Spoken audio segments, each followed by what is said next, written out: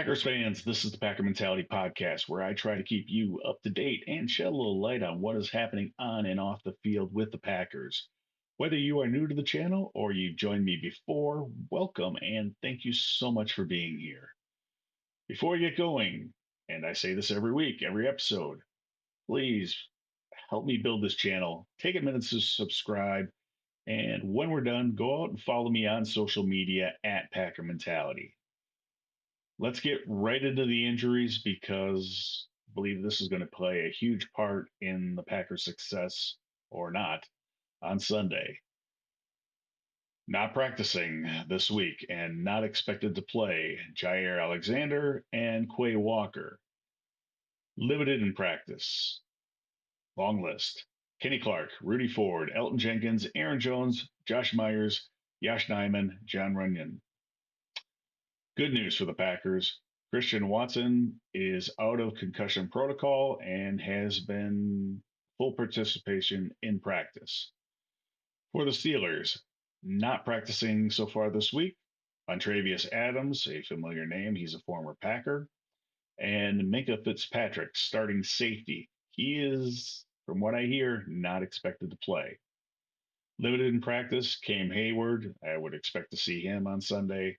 And Elandon Roberts, one of their starting linebackers. I think he will probably play on Sunday as well. The Packers are 3-5, and the Steelers are 5-3 coming into their Week 10 matchup. But they are not quite so far apart. In the upcoming matchup, Pittsburgh's defense is leaking yards like a sieve, giving up an average of 377 yards per game. That is not an impressive stat. However, here's the twist. The Steelers boast an impressive +8 turnover margin. That is third best in the league going into Week 10. And they're proving the old adage that winning the turnover battle is a recipe for success. And they are 5-1 when they do so this season. And they've actually managed multiple takeaways in 4 of their games. Pittsburgh's defense has clearly been the hero in recent games, holding opponents to under 21 points in 5 of their last 6 matchups. A huge part of their success are their pass rushers. TJ Watt has 9.5 sacks, and Alex Highsmith on the other side, he's having a solid season with 4.5 sacks. Packers' offensive line needs to be solid all the way around. In the Steelers secondary, there's a tale of mirror opposites. Ricky Joey Porter Jr. having a stellar season so far in coverage. However, on the other side, they've been struggling.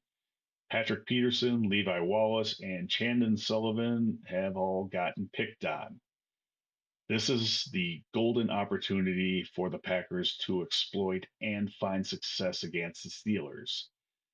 The stage is set for a showdown between a defense that thrives on turnovers and a Packers offense that does have the ability to capitalize on those weak links in the secondary. When I watched the film on the Steelers, I saw teams have success with play action and bootlegs, especially quarterbacks like CJ Stroud, Trevor Lawrence, and Brock Purdy. The Steelers linebackers also had trouble with athletic tight ends. I would expect Luke Musgrave to be a big part of the game plan and have a big game on Sunday. Packers' run game could also find some success as the Steelers allow 133 yards per game. In their losses, Pittsburgh's opponents saw the most success when they ran the ball outside or attacked the offense's left side or away from TJ Watt. The question is going to be, can the offensive line play well enough for a second week and open holes for Aaron Jones?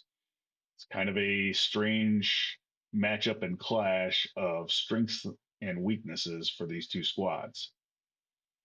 Steelers' offensive narrative has been less than thrilling, clocking in at an average of just 16.6 points per game. And to make Sunday's game even more thrilling in the first half, Just like the Packers, Pittsburgh's offense is also terrible to start games.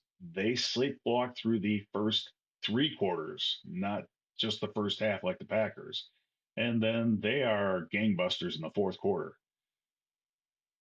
Pittsburgh Steelers are a proud franchise. They have a storied history and a very passionate fan base. And that fan base is really unhappy with their offensive coordinator, Matt Canada.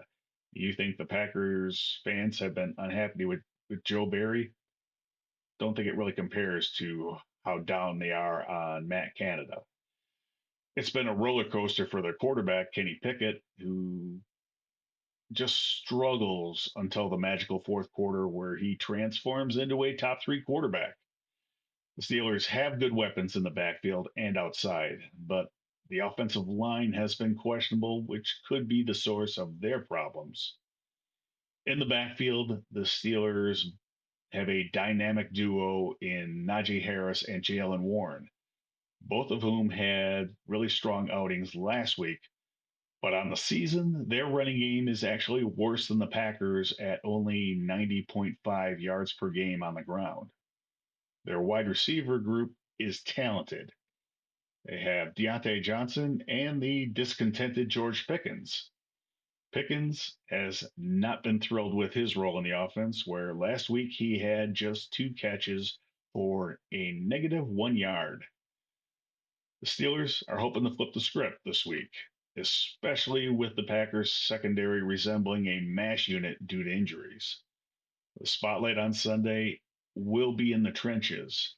The key to unlocking this game might just be the Packers' pass rush pitted against the Steelers' questionable offensive line.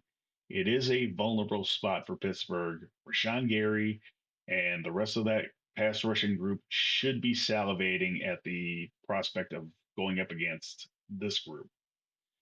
A stellar performance from the Packers pass rush could be the key to the Packers' salvation, not just for the defensive lineup, but also for the injury ridden secondary. This game is going to be one upfront on both sides of the ball.